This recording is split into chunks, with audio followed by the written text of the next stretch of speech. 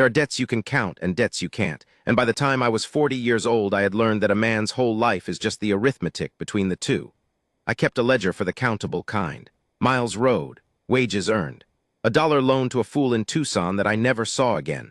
I wrote it all down in a little book with a cracked spine because I did not trust my own memory to be honest with me. But there was one debt I never could get onto the page. It didn't belong to me. It belonged to a woman I met at a station called Dry Fork. A woman who had been sold her own life on credit and made to pay it back a nickel at a time. And the terrible part, the part I still turn over on nights I can't sleep, is that the numbers never would have cleared. Not ever. They were rigged so they never would. So listen close, because this isn't a story about a hero. It's a story about a man who was good at sums, and what he did the day he finally read one right. The first time I saw her, she was on her knees in the yard picking up a man's spilled coffee beans one at a time, and Merritt Sloan was standing over her counting out loud. 91, he said. 92, slow like he had all day, like the counting was the point of it and not the beans. She didn't look up. Her hands moved across the packed dirt, and I want to tell you they were quick, but that's not the word. They were patient. There is a difference, and I would spend a good while at Dry Fork learning what that difference cost a person. A gust came through and rolled 2 beans toward the horse trough, and she went after them without any change in her face, and Sloan said 93, a half beat too early on purpose, so she'd have to wonder whether he was cheating her. He was cheating her. I could tell that much before I'd even swung down off my horse. I'd been counting things since I was a boy, and I know the sound of a man salting a tally. I want to be honest with you here because I promised myself I would be so. I almost rode on. That's the truth of it. It was the summer of 1884. The road between the mines and the Gila was hot enough to warp a saddle, and I had my own accounts to keep.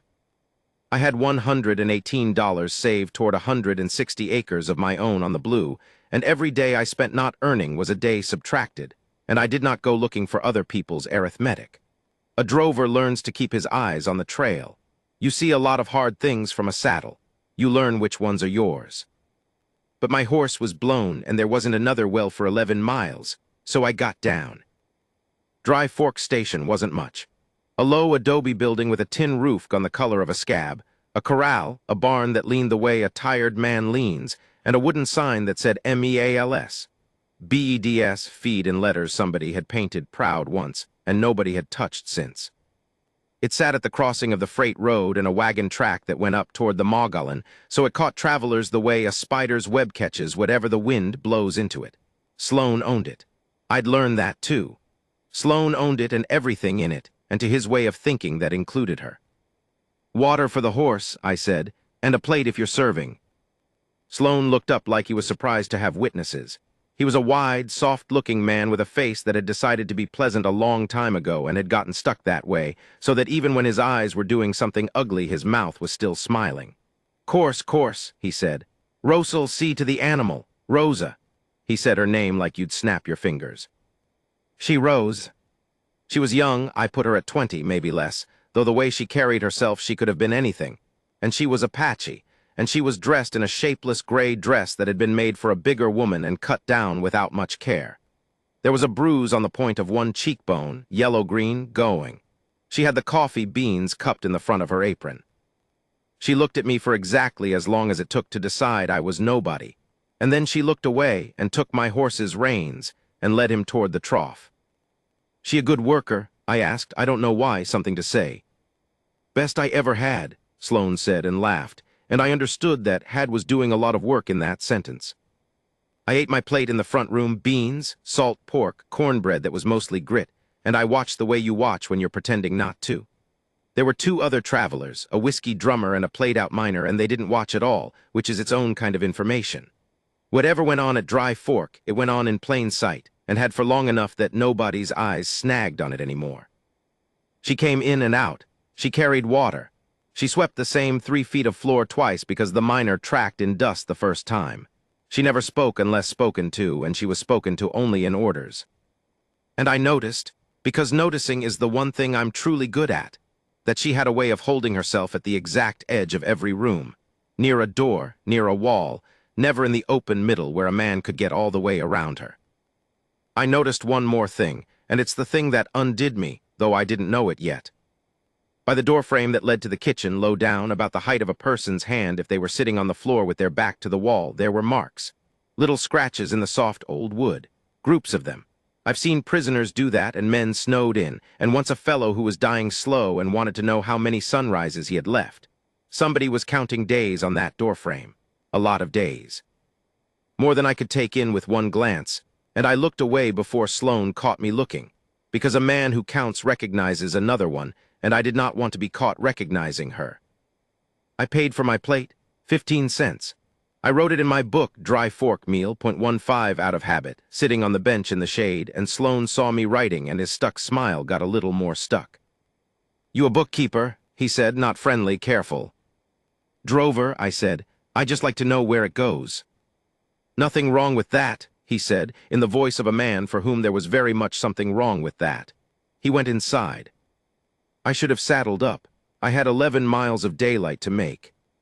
But my horse had picked up a stone bruise somewhere back on the flat and was favoring the off-4, and 11 miles on that would have laid him up for a week, and a drover without a horse is just a man walking.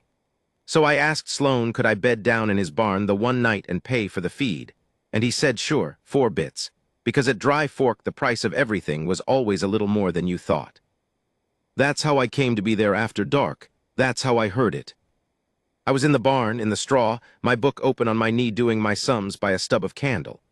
I had $18 and change on me and the rest in a Tucson bank, and I was working out how many more drives before I could file on the blue, the way another man might read scripture. The barn smelled of horse and dust and the sweet rot of old hay. Through the wall I could hear the station, Sloane's laugh, the drummers, a bottle, ordinary night sounds. Then a different sound, a short one, a slap and the small, breathy grunt of somebody taking it and not letting it turn into a cry. I stopped writing.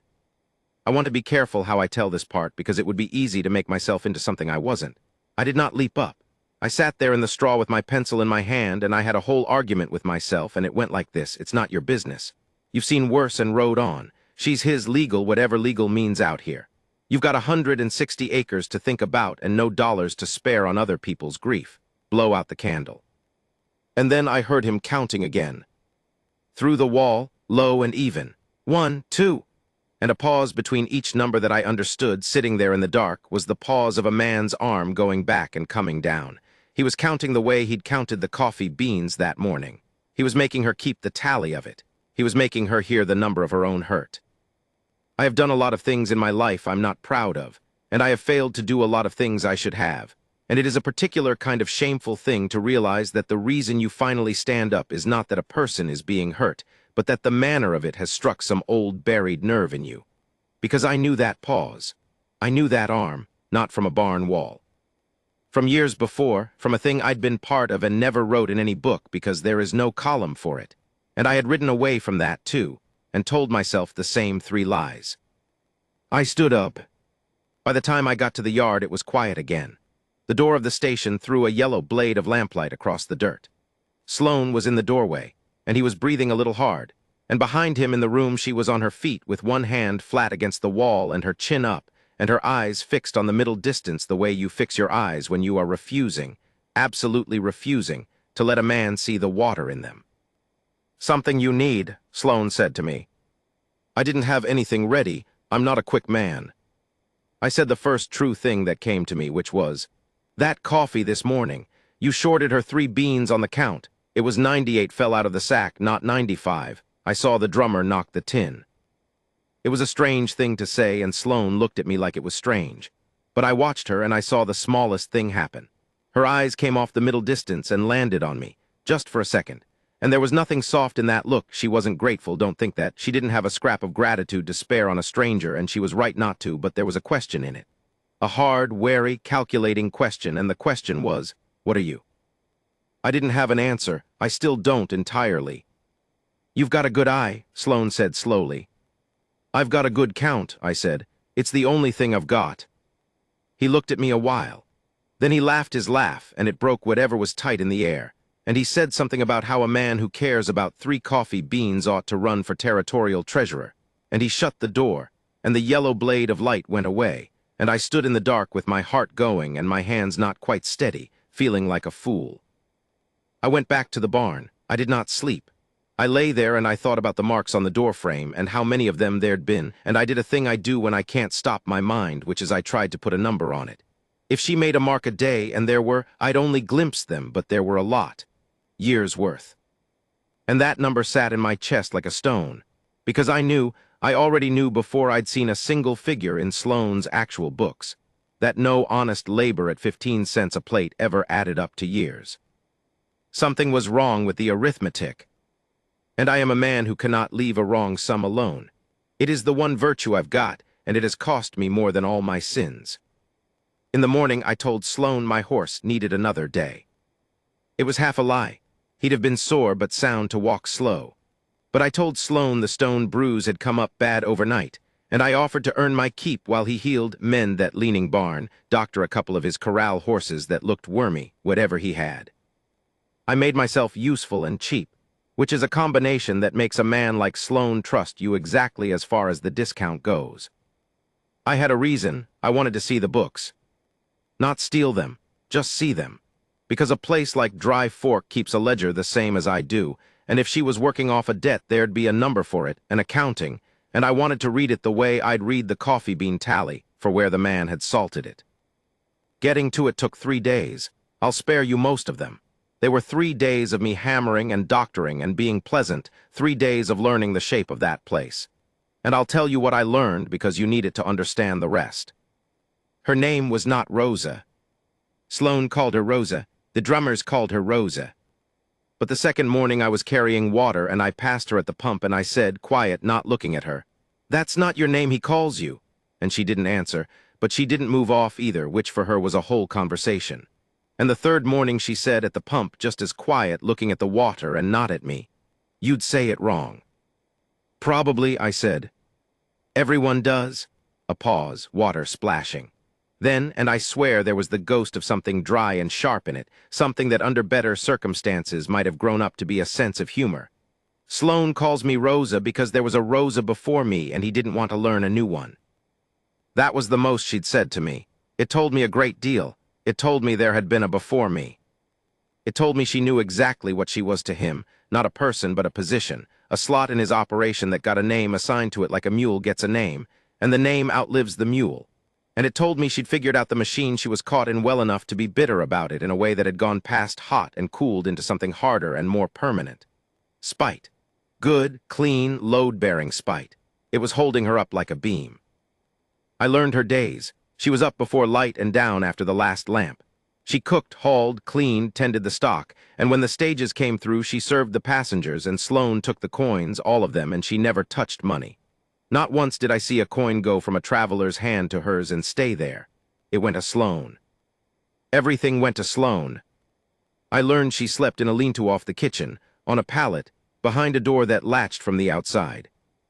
And on the third night, when Sloane had gone to bed heavy with his own whiskey and the station was dark, I lit my candle stub in the front room and I took down the ledger from the shelf behind the counter where I'd watched him put it, and I opened it, and I read it, and I sat there while the candle burned down a full inch and I understood. Here is how they did it. I've thought about this so many times I could recite it in my sleep, so let me lay it out plain because the cruelty of it is in the plainness. The first page had her purchase price. That's the only honest way to say it, though the book didn't call it that. It called it contract of labor, indenture assumed. In the winter of 1879, 5 years back, there'd been a season of trouble up in the mountains, the kind that leaves people scattered and starving and separated from their own. And a girl of 15 or so had come down out of it with nothing. And somebody, some agent or freighter or plain opportunist, had assumed a debt for her keep and her passage, and then sold that debt to Merritt Sloane for $140. So that was the top line, $140. She had begun her life at Dry Fork, $140 in the hole for the crime of having survived a winter. And under it the accounting. Every day she was charged for her board. 50 cents a day, the same 50 cents a paying traveler was charged, though she ate cornbread grit off the pallet. Every item of clothing charged to her at twice its worth. A blanket, $4. When she was sick 2 days one spring, she was charged board for the 2 days she couldn't work, plus $1 for the trouble. And against all of that, against a mountain of manufactured debt that grew by better than $15 a month, Her labor was credited at a rate Sloan had set himself and written in his own hand. 10 cents per day, all duties. 10 cents a day of credit against 50 cents a day of charge, plus the clothing, plus the original 140, plus interest. He charged interest. The pious son of a at a rate that I worked out on the back page of my own book by candlelight, and had to work out twice because the first time I didn't believe it. She was not paying off her debt. Her debt was growing. Every single day she worked from dark to dark made her owe him more than she had the morning before. The tally on the doorframe, those patient scratches by the kitchen door, she wasn't counting down to freedom. There was no down. She was just counting, marking that another day had happened to her. Keeping her own true record next to his false one, the way I keep mine, because when everything else has been taken from a person, sometimes the last thing they'll die holding is the truth of the number. She had been told she was bound to work until her contract expired. But it was built so it never could. I sat in that dark room with the false ledger open in front of me and my own honest ledger open beside it. And for the first time in my careful, counting life, I could not make an entry, because there was no column for what I was feeling, and I had spent 40 years believing that anything real could be written down. I closed his book. I put it back exactly as it had been. And then I did a thing I hadn't planned. I opened my own book to the page where I had my savings figured. The 118 toward the blue, the 18 and change in my pocket, the drives ahead of me. The whole slow arithmetic of the one thing I'd wanted for myself in this life, which was a piece of ground with my name on the paper. And I looked at it for a long time. $140 had bought her. I had it near enough. I had it in a Tucson bank and 18 in my boot, and it was every dollar between me and the only dream I'd let myself keep. I didn't decide anything that night. I want to be truthful. I did not have some clean moment of grace where the good man in me stood up. What I had was a sick feeling and a number, and the two of them lying down together in my chest and refusing to be separated. I blew out the candle. In the dark I heard from the lean-to off the kitchen a small sound, the scrape of a fingernail on wood, quick, done. Another mark. She'd been awake the whole time. She'd known I was in there with his book, and she had made her mark anyway, her own count, right through the wall from mine, and I understood that she was telling me something, though I couldn't have said what, and I lay awake till the grackles started and the gray came up under the barn door. The next morning Sloane's other man rode in. I hadn't known there was another man. But there was a lean, quiet fellow named Cade who did Sloane's rougher errands, and he'd been away down south and now he was back, and he looked at me sitting in that yard the way a dog looks at a strange dog in its own kennel. Careful, weighing. "Who's the counter?" he said to Sloane, not to me. "Drover, horse went lame." Sloane said it easy, but I saw him say it, saw him decide how much to say, and I understood the ground had shifted. 3 days I'd been the harmless, useful stranger. Now there were 2 of them and 1 of me, and the horse was healed enough that everyone knew it, and my usefulness was running out, and a man like Sloane does not let a stranger hang around a secret forever. Cade swung down. He was carrying a rifle the way a man carries a rifle he uses. He looked at the barn and the corral and me, and then, and this is the moment the whole thing turned, this is the moment I knew I was past the point of riding on, he looked at her, at the girl they called Rosa, and something moved behind his quiet face that made the hair stand up on my arms. And she went absolutely still, still as a rabbit under a hawk, and I understood that whatever Cade was, he was worse than Sloane, and that his coming back meant something for her that she had been dreading. Counting the days toward maybe on that doorframe. She looked at me. Across the whole yard, in front of both of them, she looked at me. She who never looked at anybody, who lived at the edge of every room, and her chin was up and her eyes were dry, and the question in them wasn't "what are you" anymore. It was, well, and I had $18 in my boot, and 118 in Tucson, and 160 acres on the blue that I had wanted since I was a young man, and a lame excuse of a reason to be gone by noon. I put my hand in my pocket, where my little cracked spine book was, the one where I wrote down everything that could be counted. And I found that for once in my life I had stopped counting. I want to tell you, I made a plan that morning.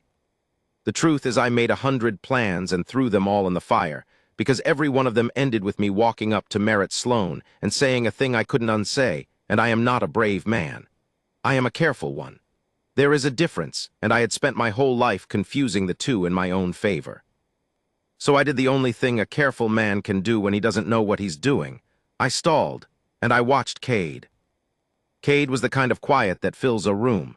Sloane talked, Sloane never stopped talking, filling every silence like a man afraid of what he'd hear in one, but Cade just moved through the place, and everywhere he moved the air got tighter. He didn't touch her. He didn't say 2 words to her that first day. But I watched her, and I saw that she had rearranged her whole self around him the way you rearrange your body around a broken rib, everything angled to keep the hurt away from the thing that could hurt it. When Cade was in the front room, she was in the kitchen. When Cade went to the corral, she found work at the woodpile. It was a dance she'd danced before, and she was good at it, the way a person gets good at surviving a thing they can't escape, and watching her be good at it was one of the worst things I have ever had to watch. I mended the barn door I'd already mended. I found new wormy horses. I was running out of reasons, and everybody knew it. Second morning at the pump, she spoke first for the first time. "You read it," she said, not a question. Her hands were on the pump handle, working it, and mine were on the bucket, and to anybody watching, we were 2 people at a well. "I read it," I said. "And—" I didn't insult her by pretending. She'd have hated that more than a lie. "It doesn't clear," I said. "It was never built to clear. Board's 50, credits 10, and he's got interest running on top. Every day you work you owe him more than the day before." I heard my own voice go flat and hard, the counting voice, the one thing I trusted. You could work 100 years and die owing him. She kept pumping. Water splashed the bucket, splashed my hand. For a while she didn't say anything, and I thought maybe that was all. Maybe she'd only wanted to know that somebody else had seen the number and named it, that she wasn't the only living soul who knew the machine was rigged. Then she said, still working the handle, still not looking at me, "I was 15, a breath. There was a winter, soldiers. I got put on a wagon with some others, and the others got sent one place, and I got sold to a freighter, and the freighter sold me to Sloane, and every man in that line took a piece of paper and wrote a number on it and passed me down like I was the number." The handle squeaked. "I couldn't read then. I made him teach me. Took 2 years. He thought it made me a better worker to keep his tallies." Now she looked at me, and there was that dry, sharp thing in it again, that spite that had grown up load-bearing. "He taught me to read so I could see exactly how much I owed. That was the joke of it to him. He liked me to read it out loud." I have thought a great deal about what it takes to survive that. To be handed the very instrument of your own caging and taught to read its bars aloud, and to take that instrument and turn it, quietly over years, by candle scrape on a doorframe, into a way of keeping your own truth alive. Because that's what the marks were. He made her read his false book, so she kept a true one in wood with her fingernail where he couldn't salt it. She was a counter, too. She was the best counter I ever met, and she counted the one thing that mattered, which was, "I am still here. Another day, and I am still here." "Why are you telling me?" I said, careful, because I needed to know if it was what I thought. "Because you have a book too," she said. "I've watched you write in it. A man who keeps a book that careful either owns the machine or he hates it." She let go the handle. The water settled. I wanted to know which. "And," I said, giving her back her own word. She picked up the full bucket like it weighed nothing, though it didn't, though I'd carried those buckets and they pulled your shoulder from its socket. She looked at me one more second. "I haven't decided," she said, and walked back to the kitchen, and left me standing at the pump feeling like I'd been weighed on an honest scale for the first time in my life, and hadn't been told the result. That afternoon Sloane found me at the barn and told me my horse was sound, and he thanked me for the work and he did not offer me another night. Polite as a closed door. Cade stood off by the corral with his rifle in the crook of his arm, not looking at us, which is a way of looking at somebody. The message was plain. I'd worn out my usefulness and my welcome in the same hour, and the second one was Cade's doing.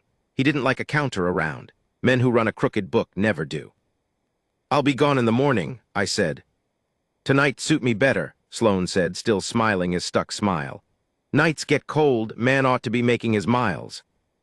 So there it was, out by dark. I saddled up slow. I checked my cinch 3 times. I did every small delaying thing a man does when he is trying to buy back minutes from a decision he's already made and won't admit to. And while I did it, I ran the arithmetic one last time, the way I'd run it every hour since I read that book, because I am who I am and the numbers were the only handle I had on the thing.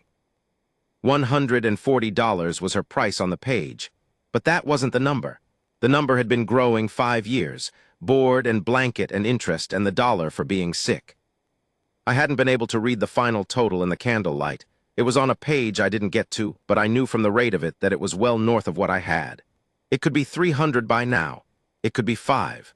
Sloan could name any figure he wanted because he owned the book, and a debt you own is a debt you can make say anything. And here is the thing I understood, standing in that barn with my cinch checked 3 times. I could not buy her out, not honestly.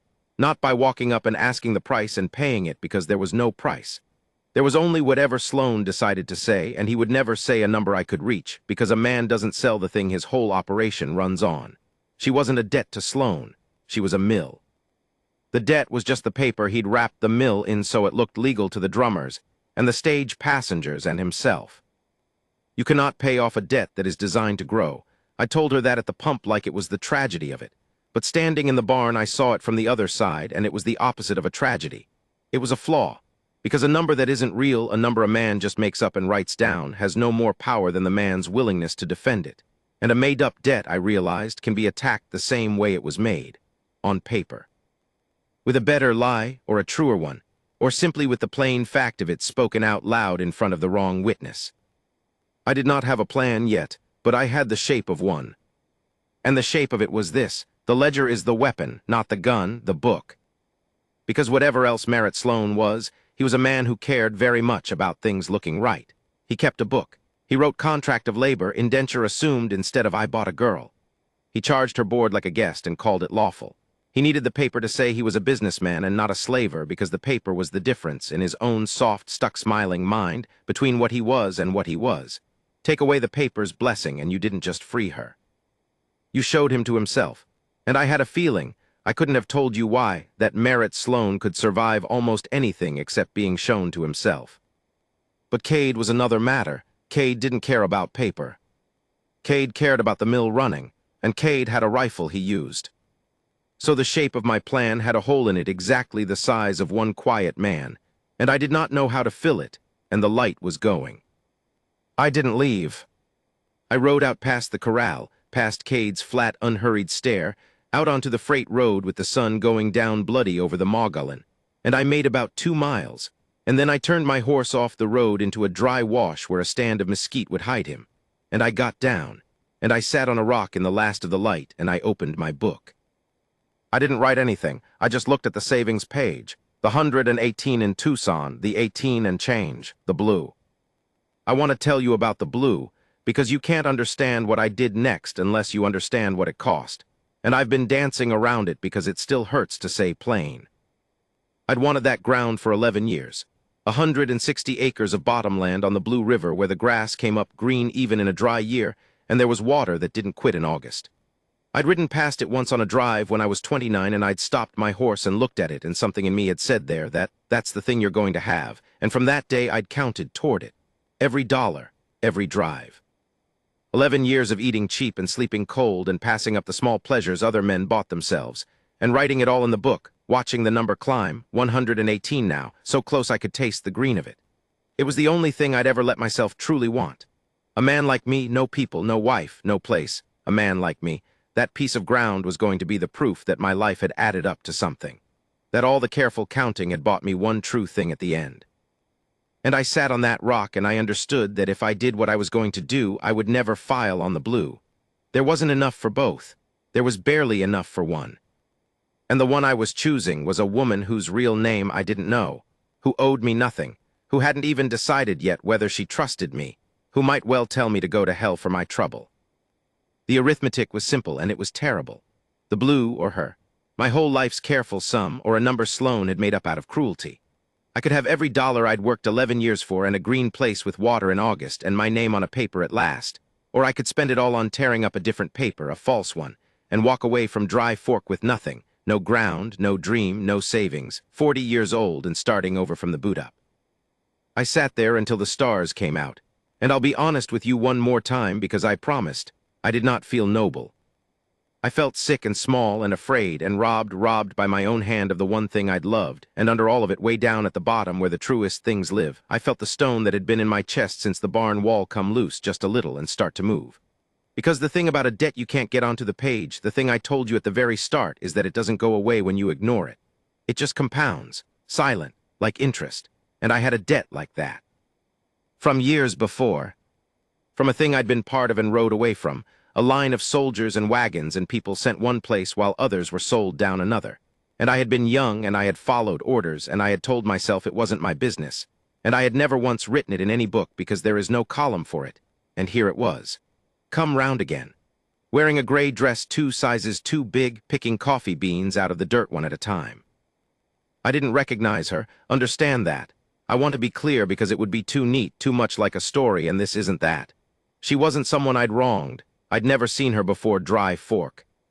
But she was the same kind of wrong, the exact same machine, the same line of men writing numbers on paper and passing a person down it like the number was the person.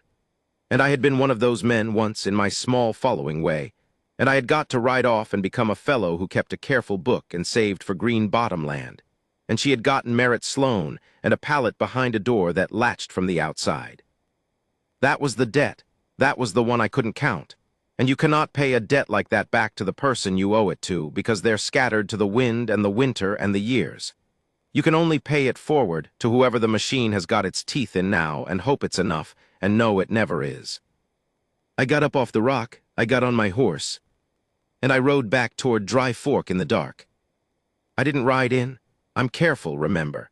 I left the horse in the wash and I came in on foot, along the wagon track, keeping to the mesquite, and I got to the edge of the yard about the time the last lamp in the front room went out, and I settled in to wait and to think, because I still didn't have the whole plan, only the shape of it.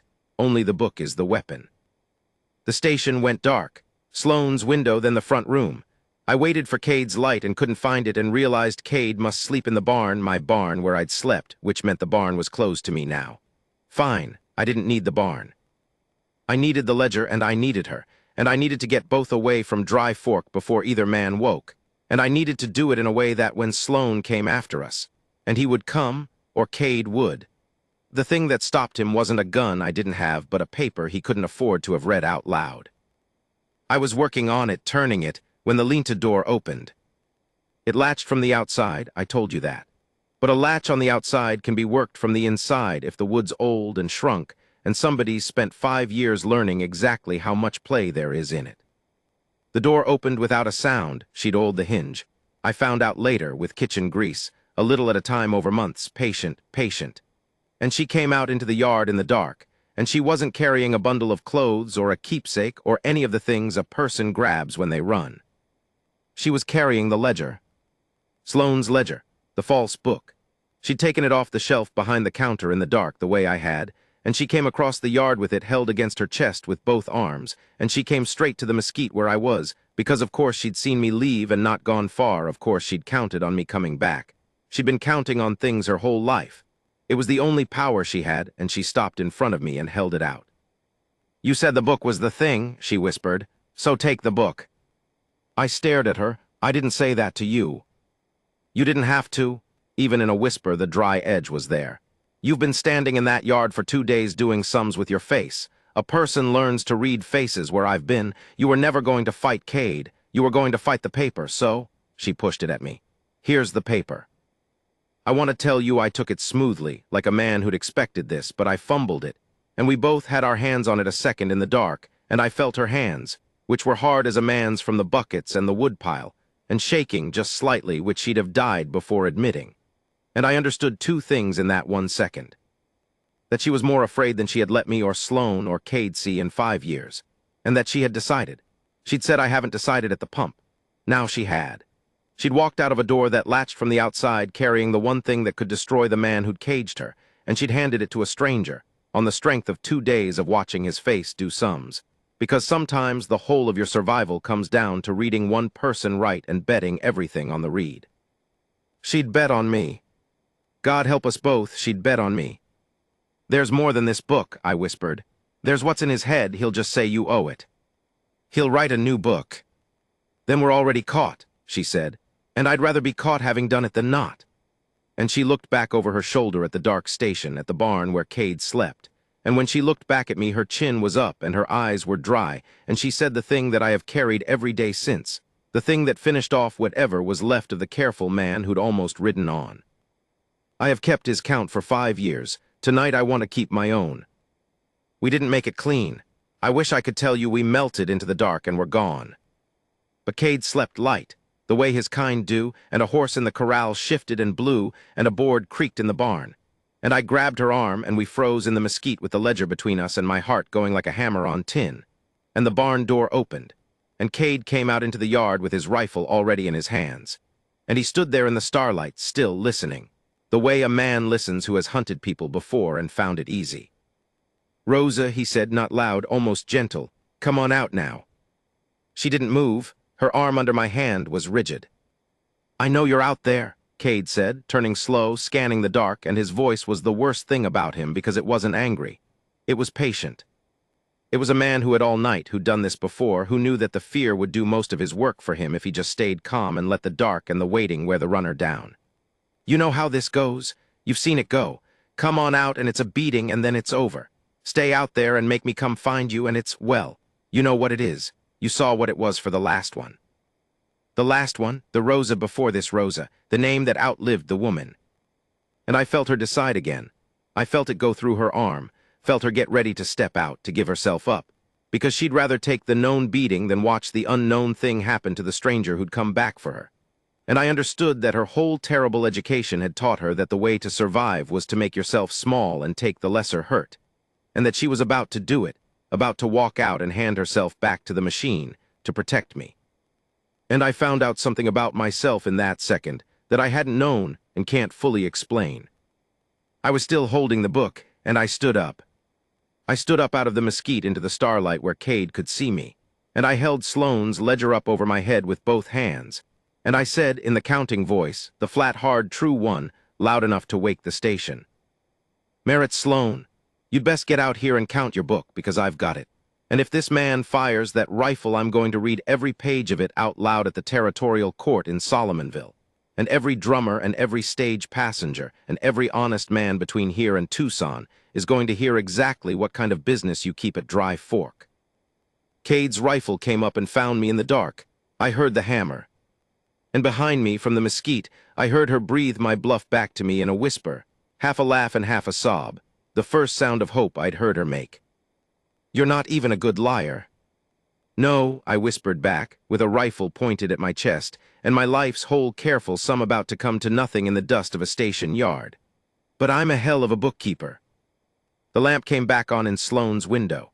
Merritt Sloane came out onto his porch in his nightshirt with a lamp in one hand, and for a moment the three of us stood in that yellow light like figures in a painting nobody would want to hang. Cade with his rifle on me with the book over my head, and Sloane blinking, soft and slow, taking in the shape of his own ruin. "Cade," he said, "don't." Cade didn't lower the rifle. "He's got the book, Merritt." "I know what he's got." Sloane's voice was careful now, the stuck smile gone at last, and I understood I'd read him right, that the thing he could not survive was being made to look at himself. He came down off the porch slow, holding the lamp up, trying to see me, trying to see her in the mesquite behind me. "Now let's everybody be calm. Whatever you think you read in there, friend, it's a legal contract of labor, sworn and assumed, and there's nothing in it a court blink at. So you can put my property down and ride off, and we'll forget the whole." "Board at 50 cents a day," I said. Sloane stopped. "Credit at 10, I said. "On a $140 indenture you bought off a freighter who bought her off a soldier's wagon in the winter of '79. Interest running at a rate you set yourself. $1 charged the 2 days she was too sick to stand." I lowered the book slow, but I kept my thumb in it, marking the page, and I watched his face. "I'm a drover, Sloane, but I've kept a book 11 years, and I have never once in my life met a set of numbers I couldn't read, and these numbers don't clear. They were never built to clear. This isn't a contract of labor. It's a mill, and she's the mill, and the paper's just the sack you tied around it so you could sleep. You don't know a thing about." "How much does she owe tonight?" I said. "Go on, say the figure." "You own the book, you can make it say anything. Say it, out loud, in front of your man. Tell us the number that a girl of 15 ran up by working dark to dark for 5 years and never touching a coin. And here is the thing, the thing I'd bet everything on without being able to name why. He couldn't." He opened his mouth and no number came out. Because to say a figure out loud, 300, 500, whatever cruelty he'd have written if he'd had to say it in the yard, in the lamplight, with Cade listening, and the stars watching, and the girl herself standing in the mesquite where he couldn't quite see her, was to hear it himself. And a man can write a lie in a book at midnight all alone and call it business. But he can't always say it to the dark and still believe he's the man he tells himself he is. Sloane's whole soft face was working, and I'll swear to this till I die, I saw him try to hate me and fail because I wasn't giving him anything to hate. I wasn't a gun. I wasn't a mob. I was just a man with his own book open, showing him the arithmetic, the way you'd show a fellow he'd carried the one wrong. "She owes me 140, he said finally, quiet. And it was a surrender dressed as a claim because he dropped it all the way back down to the original price, the freighter's price, the one honest ugly number at the top of the page, dropped the board and the blanket and the interest and the dollar for being sick, dropped 5 years of manufactured debt in one sentence, because that was the most he could say out loud and still look at his own hands. 140, that's the contract, that's what I paid. No, I said, that's what you paid, that's not what she owes. I took a breath, and I made the entry I'd been trying to make since the barn wall, the one there'd never been a column for, and I found the column at last, and it was this. She doesn't owe you anything, Sloane.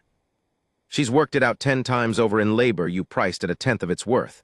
But I know you can't hear that, because your whole life's in that book same as mine's in mine. So, I reached into my coat. I'll speak the only language you've got. And I took out my money. All of it, the 18 and change from my boot, and the letter of credit on the Tucson bank drawn for the balance that I'd carried 11 years toward 160 acres of green bottomland on the Blue River where the water didn't quit in August. I'd had the banker draw it that way, transferable, months back, so I could file the instant I found my ground. I'd meant it for the blue. I held it out across the lamplight to Merritt Sloane. $140, I said. Your number paid in full. Now write it in the book. Write paid in full and date it and sign it. And you do it while your man and I are both standing here to witness. Because a receipt witnessed is a receipt that holds, and you know it, and I know it. And that's the one piece of arithmetic tonight that's going to come out even. The yard was so quiet I could hear the lamp hiss. Cade's rifle was still up. And this was the hole in my plan, the one exactly the size of one quiet man, because Cade didn't care about paper, and Cade didn't care about Sloane's soul, and Cade could end the hole even some with one squeeze of his finger. I knew it. Sloane knew it. We all knew whose night it really was. Sloane looked at the money. He looked at Cade. And something passed between those two men that I wasn't part of, some private accounting of their own. And I realized that Cade wasn't Sloane's man the way I'd thought. Sloane was afraid of Cade, too. The mill had a second grinder in it, and Sloane had been feeding it right along, and Cade had come back from down south for a reason, and the reason had been standing in a gray dress at the woodpile all week angling her broken-rib body away from him. Take the money, Merritt, Cade said, soft, patient. Take his 140, and then me and Rose'll settle up separate. She's got a different debt to me, older one. And she came out of the mesquite. I hadn't told her to. God knows I'd have told her to stay hid. But she came out into the lamplight on her own 2 feet, and she stood beside me, not behind me, beside me, with her chin up and her eyes dry. And she looked at Cade, at the thing she'd angled her whole self away from for 5 years, the older debt, the different one. And she said, in a voice I'd never heard her use, a voice with the whole load-bearing spite of 5 years in it. I don't owe you my fear anymore, Cade. I spent the last of it walking out that door tonight. She nodded at the ledger in my hand. Whatever you think I owe you, it's in his book, same as the rest, and his book's about to say paid. I have gone over what happened next 10,000 times, and I still cannot tell you the order of it clean, because it happened the way real things happen, all at once and sideways. Cade swung the rifle off me and onto her. And Sloane, soft, stuck smiling, cowardly Merritt Sloane, who I had judged all weak and mostly right, Sloane stepped in front of it. Not brave. I don't think it was brave. I think it was that a man can carry his own small evil a long way and still balk at one particular larger one done in his own yard with his own name on the deed. And I think some rotten sagging beam in Merritt Sloane simply would not hold that last weight. He stepped in front of the rifle with his lamp still in his hand, and he said, "Not here. Not on my ground, not her.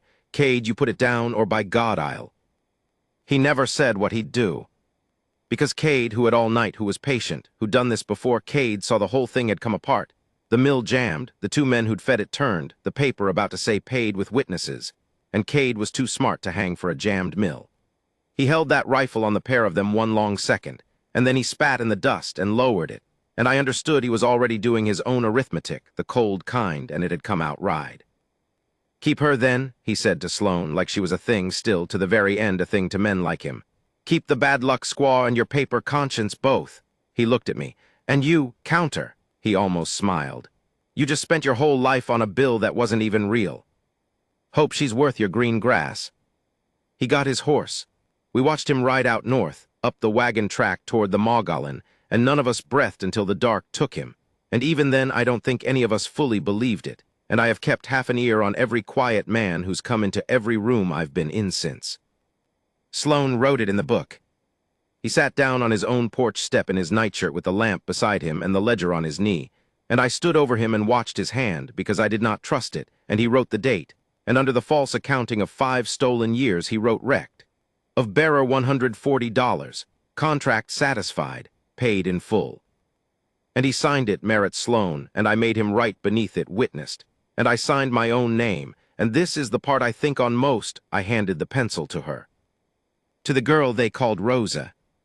And she took it in her hard, shaking hand, and she signed. Not Rosa, her own name. The one she'd said I'd say wrong, the one nobody at Dry Fork had used in 5 years, the one that had survived under the assigned name the way her true count had survived under his false book. I won't write it here. It isn't mine to spend. But she signed it in full, pressing hard, the way you write a thing you have waited half a decade to be allowed to write. And when she was done, she looked at it on the page a long moment. Her own name in her own hand in the book that had caged her, next to the word satisfied, and something came over her face that wasn't quite joy. Joy was too simple for it. It was more like a person setting down a weight they'd carried so long they'd forgotten it wasn't part of their body. Then she did one more thing. She stood up and she walked to the kitchen doorframe, and in the lamplight she found the marks, the years of patient fingernail scratches, her own true count, and she laid her palm flat against them, just for a second. A goodbye, maybe, or a tally closed. Or nothing I've any right to name. Then she picked up nothing because she owned nothing, and she walked out of Dry Fork Station and did not look back at it, not once. And I have always loved her for that, though love is not the word. There isn't a word.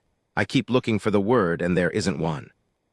We walked to the wash where I'd left my horse. It was near dawn. The grackles were starting. I had $18 worth of change jingling in my boot, which is to say I had nothing. No blue, no 160 acres, no green bottomland with water that didn't quit in August. 11 years of careful counting spent in one night on a number a cruel man made up to buy a receipt that said a woman didn't owe what she never owed. Cade was right about that much, damn him. I'd spent my whole life on a bill that wasn't real. She rode behind me, the horse could carry double at a walk, and neither of us said anything for a long while, and the sky went from black to gray to the color of the inside of a shell.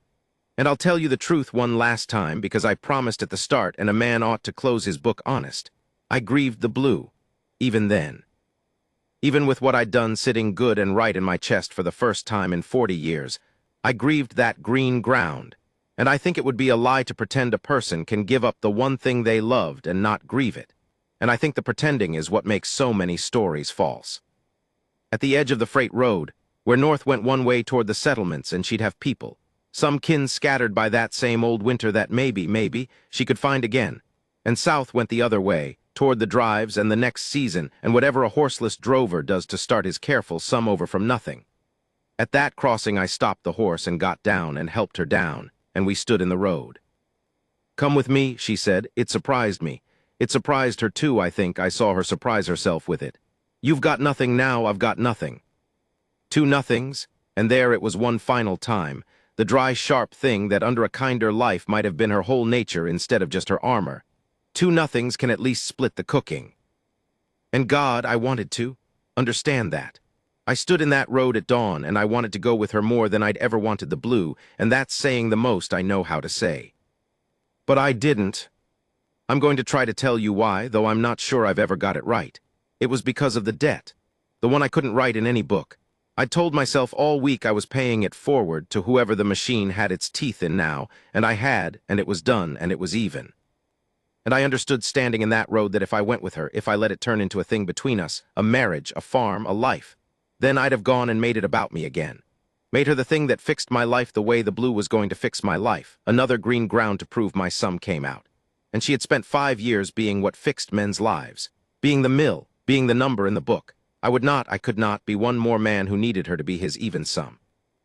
The only way to pay a debt like mine clean, the only way to pay it and not secretly charge interest, is to pay it and walk away and never once let the person owe you a thing back. Not gratitude, not company, not love, nothing. You pay it and you go, and you carry the not going as the last of the cost. Because if you take anything back for it, then it wasn't a debt paid, it was a purchase. And I was done buying people. I was done with the whole arithmetic of it. I had torn the last page out of that particular book in Merritt Sloane's yard. And I was not going to start a new one even in my own favor, even out of love, especially out of love. So I gave her the horse. I put the reins in her hard, steady hand, and I gave her the $18 from my boot, and I stepped back. And she understood. She was the best reader of a person I ever met. She understood before I'd finished doing it. And her chin came up and her eyes, for the first time in the whole of it, for the very first time, were not dry. "That's not even," she said, fierce, almost angry. "You hear me? That doesn't come out even. I'll owe you." "No," I said. "There's no book. I burned it, yours and mine both." I found I was smiling, which I hadn't planned. "You don't owe me a thing, that's the whole of it. That's the only way it works. You go north and you find your people and you keep your own count from here out, and every mark you make is yours, and there's not a man alive holds the paper on it. Not Sloane, not Cade." I had to stop. Then, not me. She looked at me a long time in the gray dawn light. Then she did a thing I had not expected and will feel till I die. She took my little crack-spine book. It had fallen from my coat when I helped her down, into the dust of the road. She picked it up and she held it out to me. And when I took it, our hands were both shaking now, hers and mine, 2 counters at the end of the counting, and she said, "Then write this in it. Write that it came out even, because it did. You just can't see the column." A breath. "I can. Where I've been, you learn to read the ones nobody writes down." She got on the horse. She turned it north. I stood in the road and watched her go, and the sun came up over the Mogollon and put a long gold light down the freight road ahead of her. And she rode into it and got small and then smaller, and did not look back. And I have loved her for that every day since, and I still don't have the word, and I've stopped looking for it. I opened my book. I had 1 pencil left and 11 years of sums and no dollars and no ground and no horse and a 40-mile walk to the nearest place a man could earn a meal. I wrote the date, and under it in the counting hand, the one true thing I've got, I started to write what she told me to,